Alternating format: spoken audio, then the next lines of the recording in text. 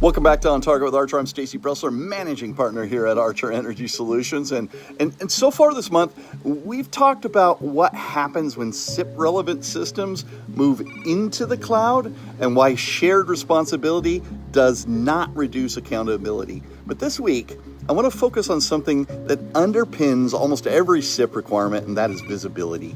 So in traditional on-prem environments, visibility is often taken for granted. You know where those systems live, you control the network, you own the logs.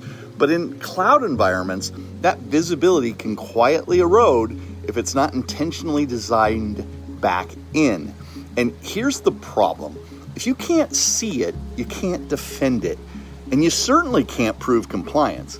So when cloud-based services support SIP-related functions, utilities still need to answer these familiar questions, and they are: who accessed the system? When did they access it? What actions did they take? Were those actions authorized? And can you demonstrate all that during an audit or an investigation? Heaven forbid. Cloud platforms can generate massive amounts of log data, but that doesn't mean the right logs are enabled, retained, and reviewed.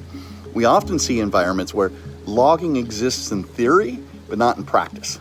Logs aren't centralized, retention periods don't align with SIP expectations, alerts aren't tuned, and no one is quite sure who's responsible for reviewing what.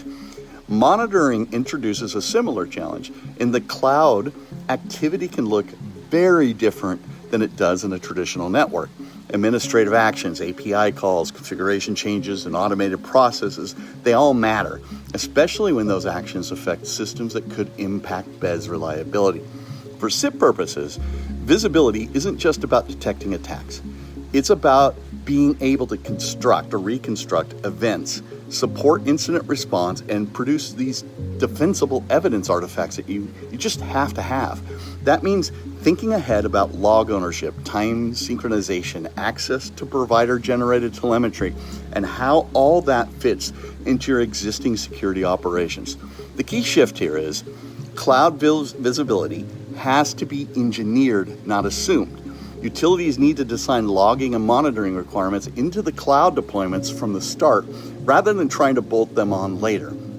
Next week, we're going to close out the month by talking about risk decisions and documentation, specifically how to evaluate cloud services, justify those design choices, and explain them clearly to auditors and regulators. Thanks for joining me on OnTarget with Archer. I'm Stacy Bresler. Stay visible, stay prepared, and I'll see you next week. Don't miss out on any of our insightful content. Hit the subscribe button and ring the notification bell to stay informed whenever we release new videos. For top-tier security solutions, Archer is your trusted partner. Explore our offerings at archerint.com and get in touch via email or phone to fortify your company's defenses. Your questions drive our content. Leave them in the comments below and join us every Monday for a fresh episode of On Target with Archer.